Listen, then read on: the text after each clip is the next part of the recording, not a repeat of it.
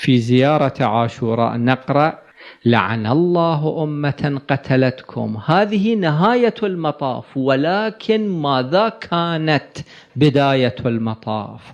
ولعن الله الممهدين لهم بالتمكين من قتالكم. من الذي أعطى السيف بيد يزيد؟ أنتم يجب أن تفكروا في تلك البداية.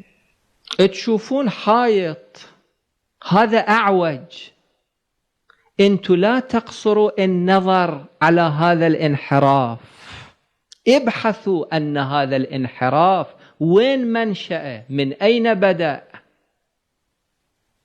تأتون وتأتون وتأتون وإذا بكم تصلون إلى اللبنة الأولى التي وضعها البناء بشكل منحرف.